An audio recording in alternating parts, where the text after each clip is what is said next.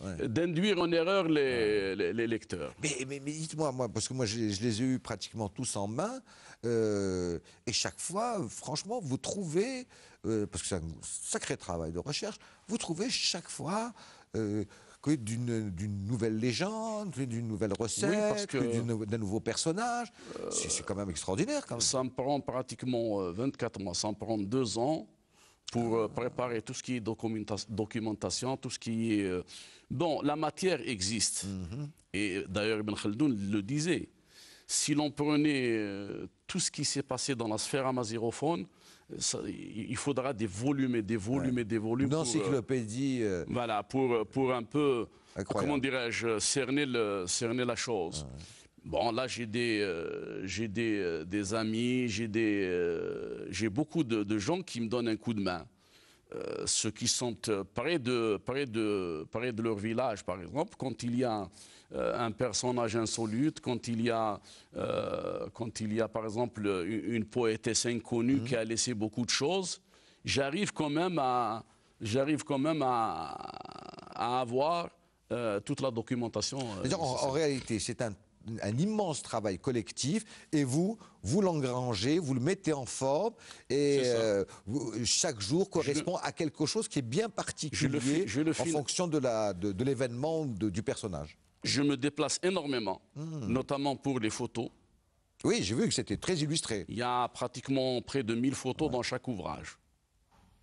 Soit la photo du personnage, soit la photo du site, soit la photo du lieu dit, soit la photo du shahid, enfin, il y a pratiquement près de 1000 photos dans chaque ouvrage. Je me déplace énormément, je discute énormément avec les gens et j'arrive à avoir...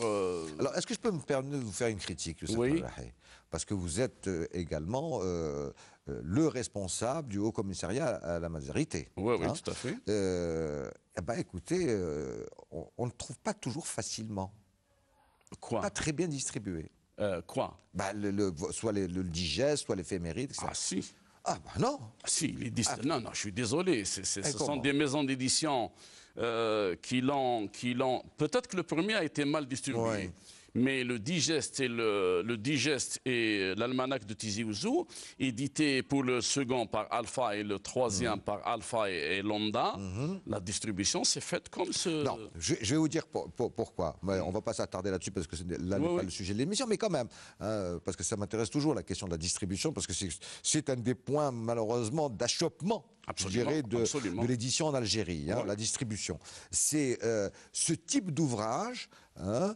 certes, il est bien distribué dans les librairies. Malheureusement, nous comptons peu de librairies en Algérie. Je trouve que ça devrait être distribué, y compris dans presque, je dirais, dans des papeteries ou marchands de journaux, etc. Parce que c'est un ouvrage qui est plus qu'accessible. C'est-à-dire que c'est presque une très grosse revue. C'est un digeste. Voilà, c'est un digeste. Donc on devrait le trouver dans beaucoup d'endroits. Je ne sais pas si vous vous rappelez du Digest Reader. Oui, très bien. Ou bien l'autre digeste soviétique à l'époque du temps de l'URSS. Sputnik, par exemple, Sputnik, etc. C'est un peu dans cette optique, parce qu'à un moment donné, chaque année, on offre des agendas. Voilà. Et ce sont des agendas qui sont blancs, en fait.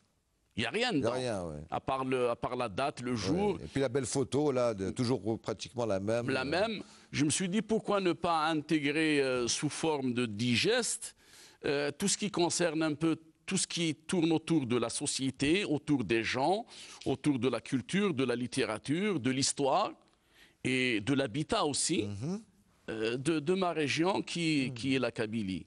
Et supposer un seul instant qu'il y ait 48 digestes pour les 48 wilayats. C'est magnifique. Ah bah oui. Voilà. Mais par exemple, c'est pas dévalorisant ce que je vais vous dire, Youssef Merrahi.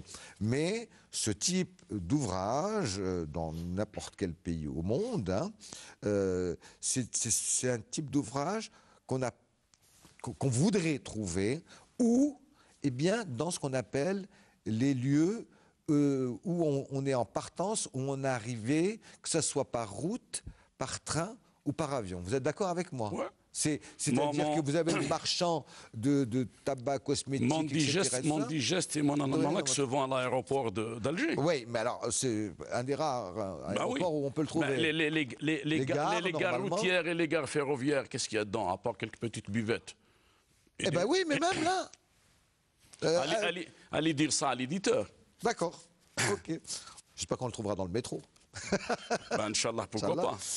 Alors, revenons à votre dernier ouvrage, le roman La Pétaudière, paru aux éditions Casbah.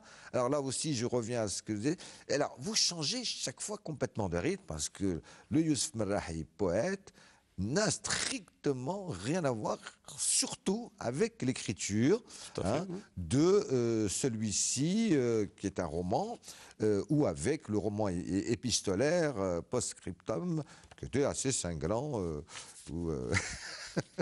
J'y reviens pas, on a fait une émission avec... Oui, le Post-Scriptum m'a servi de passerelle, en fait.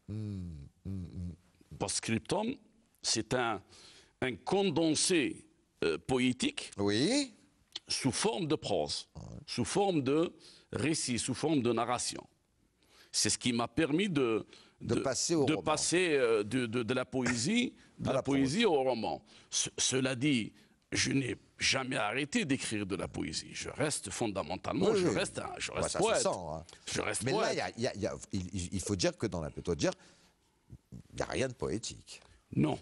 Vraiment rien. Non, parce qu'il y a deux styles différents en fait. Quand j'endosse mon habit de poète, naturellement, le style poétique diffère du style romanesque. Parce que le roman, j'ai toujours dit que c'était l'écriture de la préméditation. On prémédite un roman, mais on ne prémédite pas un poème. Un poème, c'est de la fulgurance. Tout à fait. Il vient comme un geyser. Et là, j'aime pas trop le mot inspiration. Parce que ça renvoie à une espèce de mystification que je rejette personnellement. C'est-à-dire à la chandelle, le poète, c'est un peu le poète fou, souffrant. Voilà, un peu le poète Derwish. Oui. La poésie est l'écriture de la fulgurance, c'est l'écriture de l'émotion, c'est l'écriture de la suggestion, de la subtilité, de la passion, qu'elle soit amoureuse ou destructrice. C'est l'écriture de l'exaltation intérieure. Alors que le roman, nous le préméditons. Enfin, pour mon cas, je le prépare, je le mature, je mets en scène des personnages, je prends un prétexte romanesque. Dans La Pétaudière, le prétexte, ce sont les élections municipales, mais ce n'est pas le propos, ce n'est pas le sujet. Le sujet, si vous voulez, c'est cet affrontement entre les forces du mal et les forces du bien. En gros, mais c'est en gros, comme ça, au débeauté, on peut dire que pour vous, la poésie, ce serait plutôt la passion et l'âme. Le roman, ce serait plutôt la raison et l'intellect. Bon, mais c'est comme ça, c'est vraiment pour faire une sorte de... Oui, si vous voulez. C'est très grossier, ce que je dis. C'est-à-dire que mon écriture poétique est une écriture égoïste. Je mets toujours en évidence le jeu. Ah oui. Je ne sais pas écrire... Non, c'est vrai, vous ne faites pas des descriptions. Non, je mets en scène mon ego. Je mets en scène mon intime. Tout ce qui me touche, j'essaie de les mettre en jeu à partir de la poésie, mon jeu est exacerbé dans la poésie. C'est une poésie très intériorisante. Absolument, absolument. Elle n'est pas du tout... J'ai jamais lu de vous, ou peut-être ça m'a échappé, de la poésie sur une description d'un lieu... Je crois que je ne saurais pas le faire. Non, c'est pas... Non, j'inclus... Oui, attends, oui, il peut être un des éléments. Il y a toujours l'environnement. Je mets le jeu et il y a l'environnement, mais le jeu est, si vous voulez, l'épine dorsale de mon texte poétique, jusqu'au dernier que j'ai écrit du reste. Par contre, la poésie, je mets en scène quelque chose. Je mets en scène la société dans laquelle je vis. Je l'interroge, je la questionne et... Alors là, oui, alors là, la pétaudière, c'est vraiment l'interrogation sur le monde social total. Pour alors, les 3 romans, du reste. Oui, oui, oui, oui. Ah, tout à fait, c'est vrai. Pour les 3 romans, du reste. Tout à fait. Les 3 romans. Alors, quand même, je voudrais qu'on donne un petit peu l'explication du mot la pétaudière, parce que c'est un mot qui est tombé en désuétude. Vous aussi Bah, oui, non, mais non. Si tout le monde... C'est vrai. Si tout le monde qui me pose la question, le mot pétaudière... Ah non, mais moi je le connais parce que... Non, mais je ne parle pas de vous, bien sûr, il y a certains qui le connaissent parce qu'il pas. est complètement tombé en... Oui, ça vient du vieux français, si vous voulez. Voilà.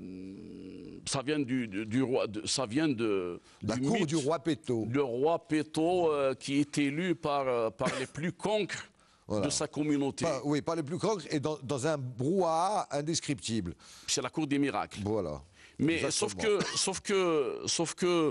avec le temps, le mot pétaudière a pris un sens moderne quand même. C'est le lieu de l'anarchie. C'est ça. C'est le lieu de l'anarchie. C'est l'ingérable. Voilà, la pétaudière veut dire tout simplement l'anarchie. Oui. Alors j'imagine mal ce roman avec le titre L'anarchie. Non, c'est un autre sens aujourd'hui. Voilà. C'est un autre sens. Non, mais parce que nous, on a été... on a le même âge environ. La vieille école. La vieille école. Et c'est vrai que nos maîtres d'école, quand il y avait un énorme brouhaha, etc., quand on chahutait trop dans la classe, ils nous disaient toujours « Mais qu'est-ce que c'est que cette pétaudière ?» Ouais. Voilà, bon, c'était une expression très courante, très usitée. Tout à fait. Bon, alors que maintenant, c'est fini, ça n'existe même plus, même pas dans les écoles en France, je suppose. Non, c'est différent. Non, c'est différent. Le système éducatif a changé. Donc, ça veut dire... Pour bien... L'anarchie. C'est l'anarchie totale, c'est ingérable, on gère. Alors, toile de fond, vous narrez un coin en Kabylie qui s'appelle Arch Ouadissem. Vous me permettrez que ma façon de prononcer peut être reprise. Voilà. S'il vous plaît, vous pouvez me la reprendre à n'importe quel moment. Ouadissem, ça veut dire sans nom. Sans nom. Sans nom. Ism, c'est le nom. Ouer, c'est sans. Très bien, voilà, déjà. Parce que je présupposais déjà que dans tous les noms propres, ainsi que les noms des villages... Sont inventés. Sont inventés et signifient quelque chose. Tout à fait. Voilà. Bon. Alors, il y a 5, allez, on va dire hameaux. Villages. 5 villages. 5 villages. Alors, premier, c'est celui qui va être le plus important. At Wadhou. Athwado. Wadhou. Alors, ça veut dire ceux du vent. Ceux du vent. Deuxième, Imnayen. Imnayen, c'est les cavaliers. Les cavaliers. Troisième, Tala ou Filla. Tala ou Filla, c'est la fontaine d'en haut. La fontaine d'en haut. Le deuxième. C'est la Boda. Ouais, c'est la fontaine d'en bas. En fait, c'est un village qui a éclaté en deux. Voilà, on va voir l'histoire. Oui. Parce qu'il y a une histoire derrière. Il y a une histoire derrière. Khla. L'Akhla. Le néant, le rien. Le néant. Voilà. L'Akhla. Alors, 5 petits villages, mais le plus important, c'est le premier. Oui, tout à fait. C'est le chef-lieu. Ah oui, c'est le chef-lieu. C'est le chef-lieu. C'est l'endroit où s'exprime justement cette anarchie, cette pétaudière. C'est l'expression même de la pétaudière. Ouais. C'est ce chef-lieu, n'est-ce pas? Pardon. Où se déroulent toutes les contradictions sociales, culturelles, politiciennes, qui opposent différents groupes d'intérêts. Auxquels se mêle un groupe qui est celui qui détient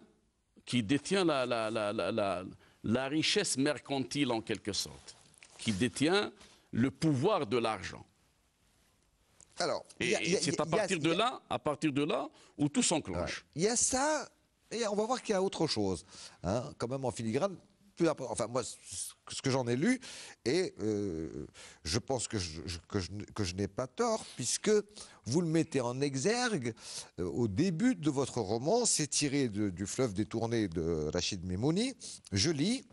Les hommes et les Oued de ce pays se ressemblent. Ils ne connaissent pas la mesure. Ils sont à sec ou débordent. J'attends la crue imprévue, irrésistible et violente, qui viendra balayer tous ces monceaux d'immondices. Deuxième phrase tirée toujours du fleuve détourné de Rachid Memouni. Nous savons nous montrer impavides devant les ruses des sorciers, même au pire moment. Nous cultivons les raisons de rester désunis. Ça, c'est la phrase pour moi la plus importante. C'est en nous-mêmes qu'il faut chercher l'origine de la trahison. Voilà. Alors, donc, il y a effectivement cette idée de deux groupes. L'un, c'est la finance, la richesse, le mercantilisme. Mais attention, la richesse, pas la richesse dans le sens noble du terme. Ah non, non, non. C'est la richesse mal acquise. Oui, c'est la richesse mal acquise. Ce sont ceux qui ont profité des folles années post-indépendance, n'est-ce pas, qui ont amassé fortune. Et malhonnêtement, il faut dire ce qu'il en est. Oui, c'est à la limite du licite en quelque sorte. Mais ces personnes-là, auxquelles il manque quelque chose, c'est le pouvoir, c'est le coursier. Voilà. Alors, je voudrais que, avant que nous entamions justement sur le fond, hein, c'est-à-dire l'histoire en elle-même, c'est que toujours par rapport à votre mise en exergue de ce qu'on nous venons de citer, tiré du fleuve détourné de Rachid Memouni, vous commencez par l'explication de cette désunion. Hein, de ce qui va même monter les uns contre les autres, qui remonte de très très loin dans l'histoire ancienne, et vous faites un bref historique, qu'il soit légendaire, mythique ou réellement historique, c'est pas ça le plus important, hein, parce qu'il va être marquant de toute façon sur chacun de ces 5 petits villages hameaux qui vont constituer cette arche. Oui. J'ai donné de l'importance, je donne de l'importance à tout ce qui vient et provient de la toponymie. C'est ce qui se retrouve d'ailleurs dans vos éphémérides. Oui, dénommer un lieu, ce n'est pas innocent. Non. Ce n'est pas innocent. Si, du reste, quand j'ai dénommé les lieux, de notre village, de ville, etc., tout est inventé, mais ça a une force symbolique. À Thouavo, ceux du vent, Imnain, les cavaliers, parce qu'ils ont une histoire de bravoure, etc. Ouais. L'Khla, parce qu'ils ont été maudits par par l'hôte de Dieu, oui, oui. et qui n'a pas été renvoyé comme un malpropre, ouais. etc. L'hospitalité n'a pas été... Alors, la désignant qui vient de nous, comme l'explique si bien Rachid Memouni dans son livre Le fleuve détourné, je la symbolise par Thala Oufla et Thala Bouadda. C'est le village d'en haut et le village d'en bas. Qui était la même... C'était le même noyau qui a éclaté pour une raison de futilité extraordinaire. Et c'est comme ça, c'est ça la société algérienne de 2011. Eh bien, mais c'était très bien, à mon avis, avant que vous n'entriez dans le vif du sujet, c'est-à-dire cette toile de fond, d'ailleurs les élections municipales. J'ai planté le décor au début. Voilà, vous avez dit. C'est un décor de relief, c'est un décor d'habitat. J'ai planté le décor, ensuite je fais la légende. Oui, en fait, je fais mouvoir ensuite mes personnages dans ce décor. D'où viennent les dissensions, le pourquoi, pourquoi il y a ces désunions qui tiennent quelquefois à rien.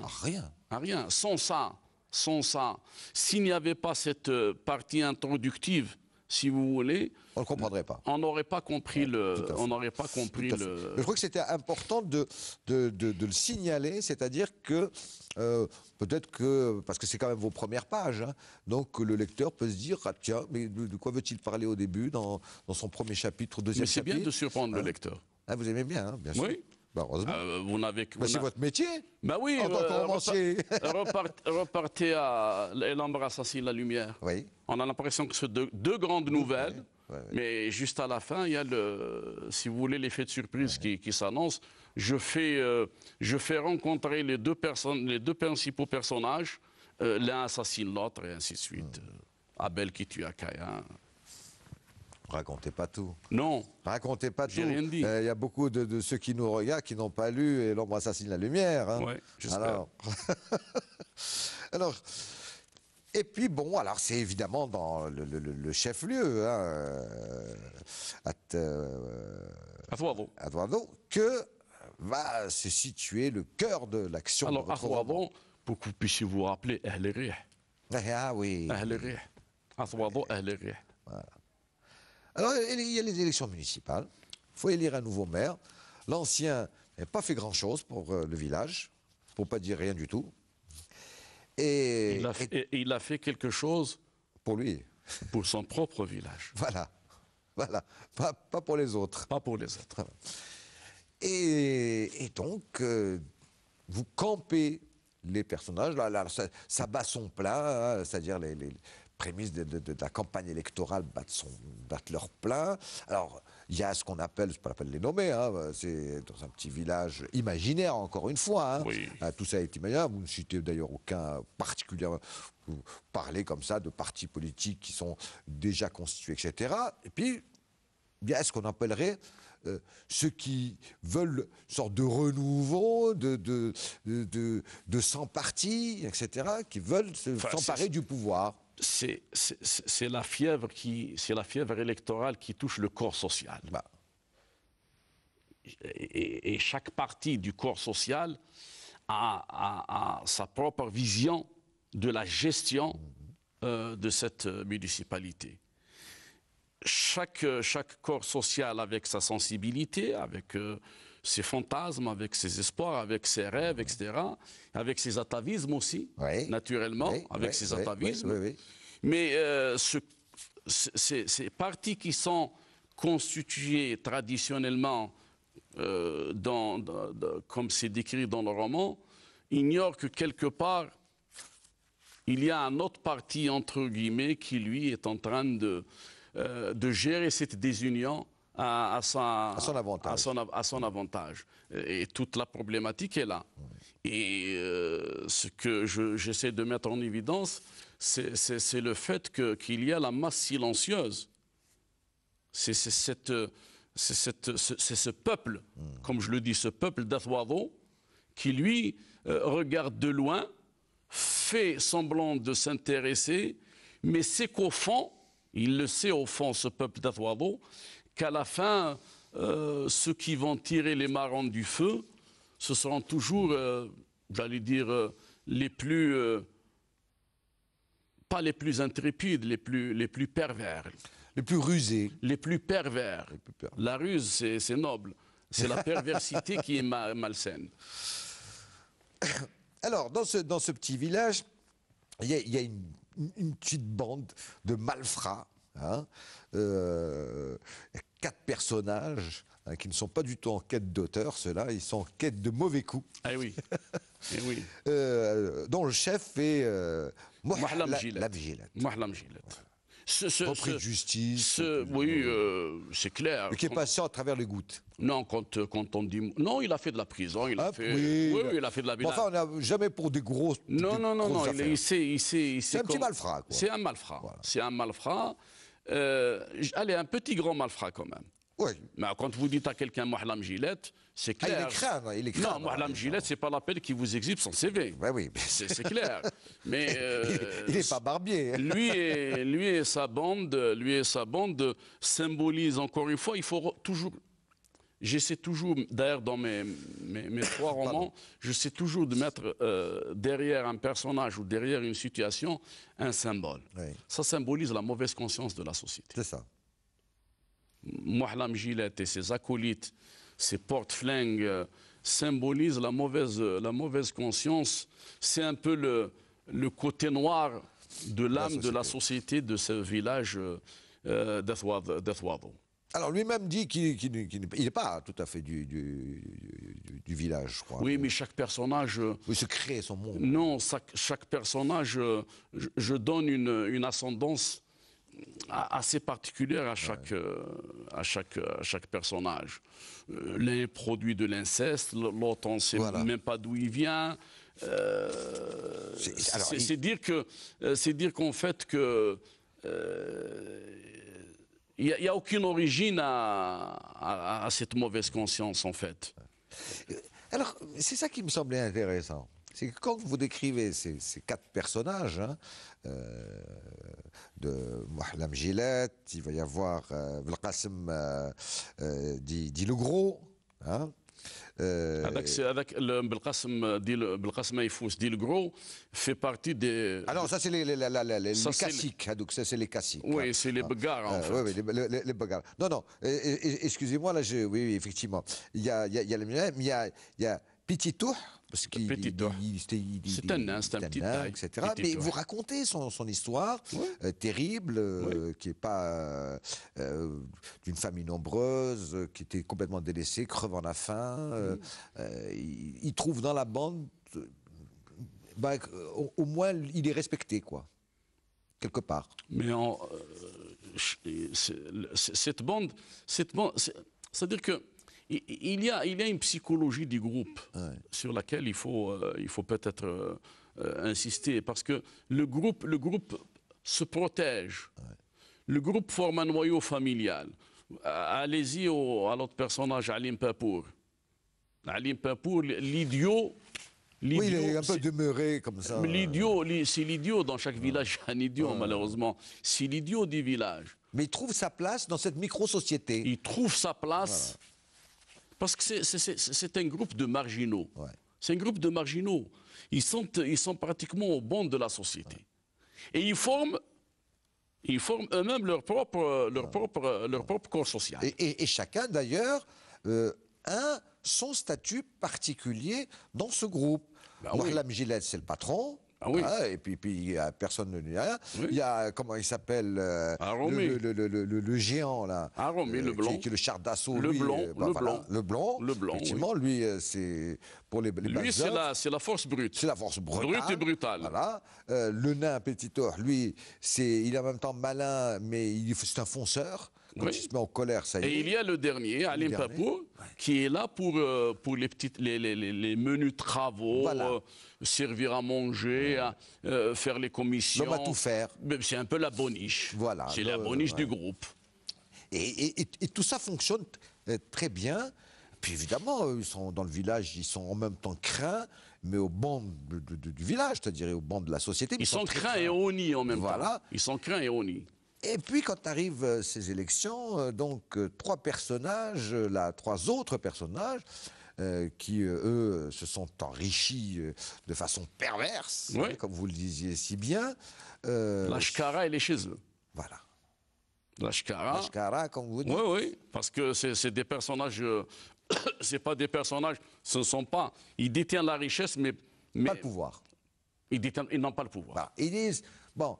On n'est pas, quand ils se réunissent toujours dans des lieux vraiment où c'est ripaille, etc. C'est vraiment l'orgie, passez-moi l'expression, mais c'est ça. Oui, c'est la bamboula à chaque fois pour ce groupe. Et ils disent très bien, nous, c'est pas l'argent qui nous intéresse. Maintenant, l'argent, ils disposent de l'argent en Algérie, enfin, à Athwado. Et ils disposent de l'argent à l'extérieur. Donc, ils n'ont rien à faire de l'argent maintenant. Ils veulent plus, ils veulent le pouvoir. Ils veulent le pouvoir. Avec le pouvoir, ils veulent avoir et le pouvoir et l'argent. Et l'argent en même temps. Et s'ils ont le pouvoir et l'argent, Mais chaque fois, quand même, leur discours, c'est effectivement avoir le pouvoir, mais ça ne les empêche pas d'avoir des visées sur les richesses de la région. Oui, parce que leur...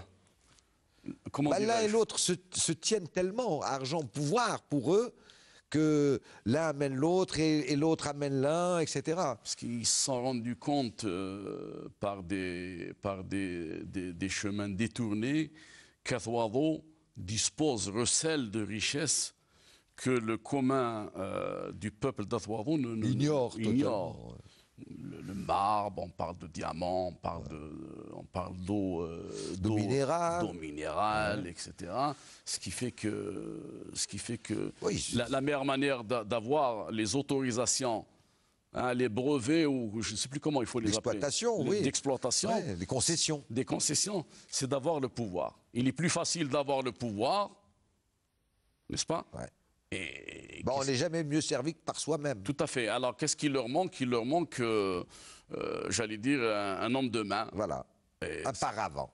Oui, un homme de main. Quelqu'un qui... Une marionnette. Une marionnette, un épouvantail. Voilà. Et leur choix... C'est l'âme Gillette. C'est l'âme Gillette. Ils se disent, tiens, on va lui faire une proposition. Ils sont en fait du même monde. Ouais. En fait, ils sont du même monde.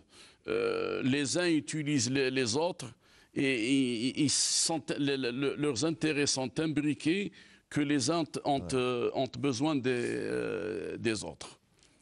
Donc, alors, ils mettent en place un plan machiavélique. Ils disent, tiens, bon, voilà, les uns ayant besoin des autres, nous on a l'argent, il nous faut des hommes de main.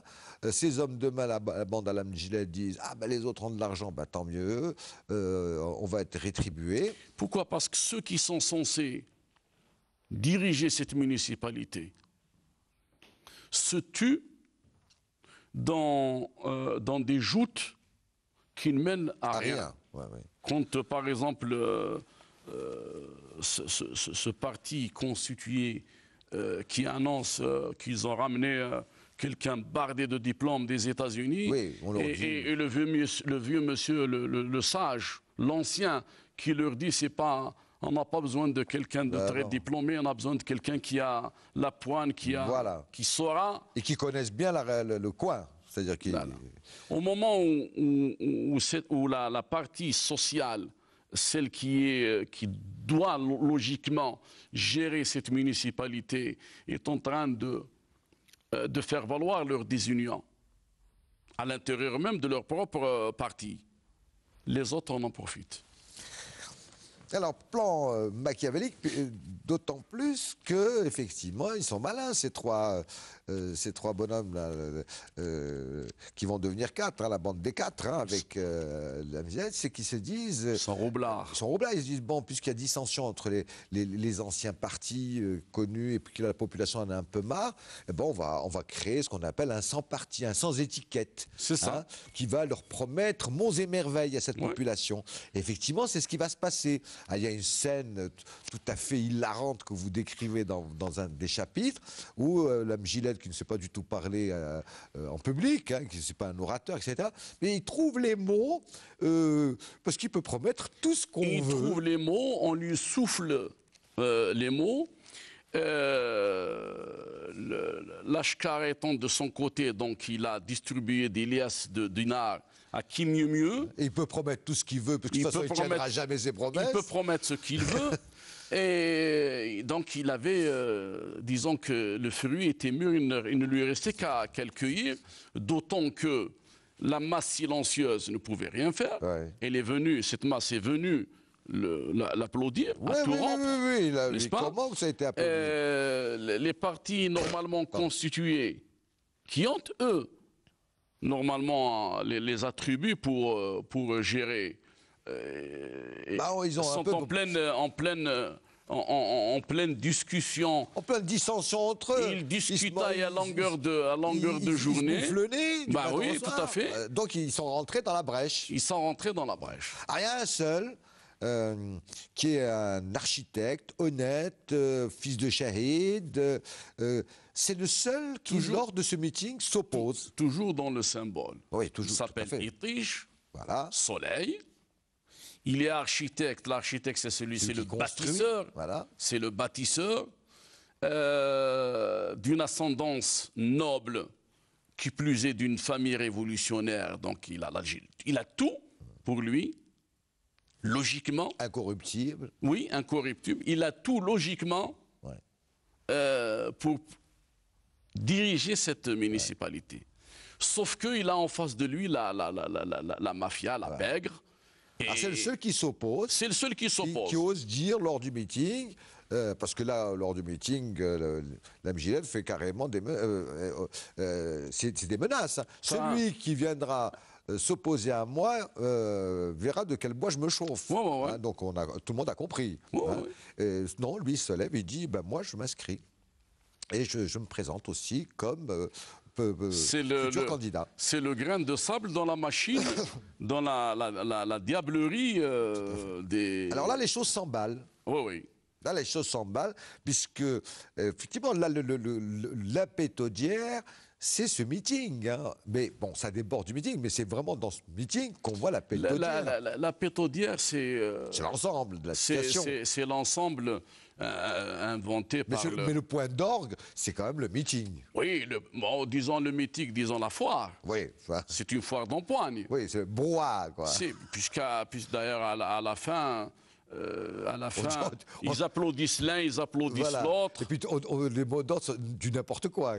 Oui. Oui, vive un tel, vive ceci, vive cela, etc. Il n'y a que peut-être les clubs sportifs qui ne sont pas nommés ou les chanteurs hein, à la mode. Il ne manquait plus que ça, quoi. C'était une véritable foire. Alors bien sûr, les autres, la bande des quatre, là, les méchants, entre guillemets, vont réagir. Qu'est-ce que c'est que ce troublion hein, qui vient nous embêter? Nous, notre plan était déjà préétabli. Et là, c'est pression, etc. On raconte mesure pas tout. De pression et mesure de rétorsion. On va voir comment tout ça va se passer. Je ne narre pas la fin du livre. Est-ce qu'on va trouver une solution ou est-ce que c'est la bonne clé qui sera trouvée en finale de la pétaudière. Hein, est-ce qu'on va enfin mettre un peu d'ordre dans cette pétaudière ou pas?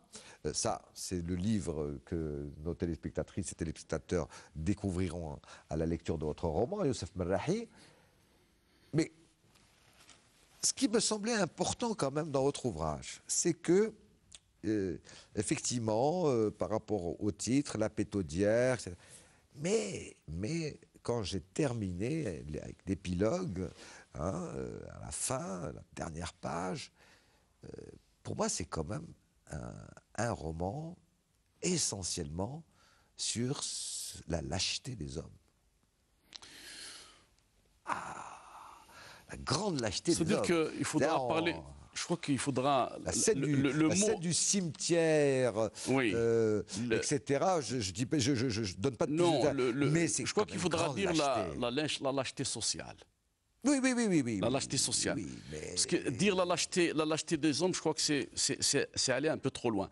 Dire la lâcheté sociale.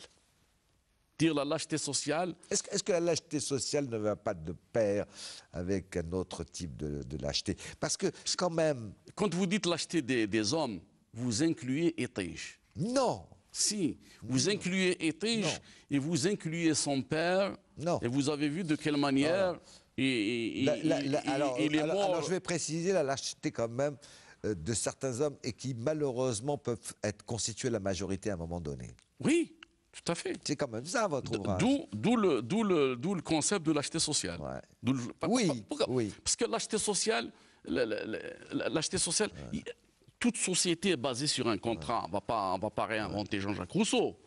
Mais si le contrat n'est pas rempli par l'ensemble des éléments et des différentes strates de la société, nous arrivons à la pétaudière. Nous allons bâtir... Nous allons improviser une pétaudière. Et c'est ce que j'essaie d'expliquer à travers ce roman. Oui, parce que quand vous racontez, par exemple, les scènes de café ou les scènes de discussion entre les citoyens de ce petit village, et vous dites, bon, alors il y en a qui disent, oui, mais de toute façon, rien ne va jamais changer. Vous savez, le fameux discours fataliste.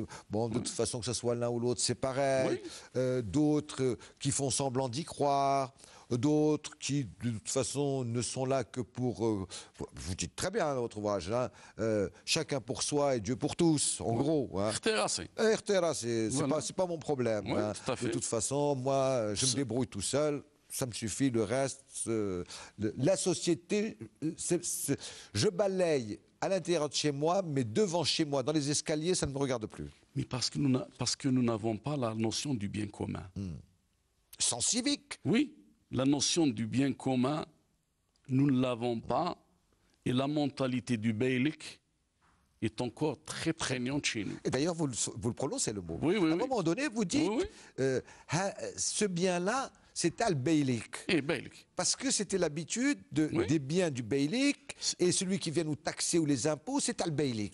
C'est-à-dire que nous sommes... pas que c'est l'État. C'est un atavisme. Ouais. Que nous sommes en train de reproduire malheureusement, un atavisme qui vient de très loin, que nous reproduisons au jour d'aujourd'hui. Vous avez un immeuble, si vous visitez l'intégralité des appartements. C'est très bien. C'est très bien. Vous ouvrez la porte, au seuil de la porte, c'est fini. De tous les... Rien ne fonctionne. Tout est pétodiérisé. Vous inventez un nouveau mot, oui. Ben oui. Ouais. Quand je vous ai entendu essayer de relater tout à l'heure, mais vous êtes en train de me mettre face à la réalité que je vis au jour le jour. Et toute la problématique est là dans ce roman. C'est pour ça que vous avez écrit un roman qui est un roman épistolaire. Je dirais que là, c'est une sorte de roman-fable. Hein, dans le vrai sens du terme, hein, la fable, comme on pouvait l'écrire, c'est-à-dire comme d'anciens fabulistes écrivaient, ou pourquoi pas La Fontaine, quand ils décrivaient la cour, c'était avec des animaux, etc. Et j'ai l'impression que vous avez recréé un monde, mais en disant, bon, ça peut vous paraître une histoire. J'ai pris la cour des miracles, voilà. Et je l'ai nationalisée, tout simplement. Ah, ouais. J'ai mis des personnages de chez moi, tout simplement, sans je suis en même temps dans la création et je suis en même temps dans la triste réalité des choses. C'est tout l'intérêt justement de cette écriture de préméditation, comme j'essaie de vous l'expliquer tout à l'heure, parce que quand vous vivez à l'intérieur d'une société, vous y êtes conditionné par cette société. Il y a certains qui ont mal à cette société comme j'ai mal à ma société, mais j'essaie de le dire avec ma façon. Mais c'est ce qui m'a étonné dans votre roman, Youssef Melahi, parce que c'est vrai que quand on a l'habitude de vous lire, hein, sauf le dernier roman, hein, où là vous entrez plus, comme vous l'avez très bien signalé tout à l'heure, on a l'impression que pendant des années, avec votre forme poétique, d'écriture, ou même le roman épistolaire, etc., vous regardiez plus à l'intérieur de vous. Ça ne veut pas dire que c'était un égoïsme, attention. Hein. Toute forme d'écriture est égoïste, de toute façon. Non. Mais qu'à un moment donné, vous vouliez tirer une sonnette d'alarme en disant tiens, là je suis arrivé à un moment où je dois dire ce que je ressens sur le monde qui m'environne. Écoutez, nonobstant le roman épistolaire, où il y a une problématique... Qui vous est aussi personnelle. Oui, une problématique amoureuse, etc. Mais dans les 3 romans que j'ai écrits jusqu'à aujourd'hui, le premier, je pose la problématique d'une génération désabusée. Dans le deuxième, je pose la problématique de la perte d'identité. Oui, tout à fait. Hein. Et dans le troisième, je pose la problématique de la légitimité de la gestion du pouvoir. Et le lien commun qu'il y a entre, deux liens communs qu'il y a entre ces trois romans, c'est d'abord mon pays, je parle de ma société, de ce que je connais. Deuxièmement, avec en toile de fond, ou même un lien très fort, c'est la violence. Ouais. Qui est omniprésente. Elle est omniprésente. Elle est omniprésente. Vous aurez remarqué que la thématique de la mort violente très est présente dans les trois romans. Tout à fait. La mort violente, pas seulement la violence physique, mais également la violence verbale, la violence intellectuelle, mentale. Elle est quand même... Nous vivons je crois que nous vivons des temps violents en ce moment chez nous. Et cette violence est dans la rue, cette violence est dans nos cœurs, cette violence est dans notre gestuelle. Cette violence, nous la portons en nous. Et je crois que le symbole d'Étige, justement, le symbole du personnage d'Étige, est là pour dire arrêtons le massacre. Arrêtons. On peut faire autrement. On peut faire autrement, bâtissant. Voilà. Et quand on dit, dans mon esprit, bâtir, c'est pas seulement élever des immeubles, construire, c'est d'abord bâtir les raisons du vivre ensemble. Un. Deuxièmement, bâtir les raisons du mieux gérer le bien commun. Et trois, éviter cette confrontation sociale qui est en train de nous miner en ce moment. Voilà un peu ce que j'ai essayé de dire dans ce roman, avec un style qui peut plaire ou qui peut déplaire. Non, ça c'est à chacun. Parce que j'ai reçu des... pas des critiques, disons. J'ai reçu comme ça des gens qui m'ont interpellé. Qu'est-ce que c'est que ce style rédactionnel, narratif, maintenant Oui, parce qu'ils étaient habitués à votre poésie, à votre... Mon écriture poétique est une chose. Mon ambition romanesque est autre. Je me revendique de cette école des écrivains de la guerre, c'est-à-dire les pharaons, les Mamri, les Dib. Je me sens très très proche, même intime, avec l'écriture de Mouloud Pharaon. Il dit les choses. Il dit des choses complexes, graves, des choses très graves, des choses épiques, avec des phrases et des mots simples qui sont à la portée de tous. Je ne souhaite pas écrire un monument, un pavé que seuls des initiés pourront comprendre. Alors, je terminerai par la fameuse phrase de Rachid Boujdra qui disait « À quoi ça sert que j'écrive des romans ou de la poésie si ma mère ne sait pas les lire et les comprendre ?» Voilà. Merci beaucoup Youssef Merrahi. La Pétaudière, votre dernier roman, et c'est paru chez Casbah Édition. Merci encore d'avoir été avec nous. Merci à vous qui nous regardez d'avoir été avec nous pendant cette heure consacrée à l'écrit, au bel écrit. Je vous donne rendez-vous à la semaine prochaine pour un nouveau numéro d'Expression Livre. Bonsoir à vous, bonsoir chez vous. À mardi prochain, même heure, même punition. Restez bien, ne zappez pas, restez bien sur votre chaîne préférée, Canal Algérie. Allez, bonsoir.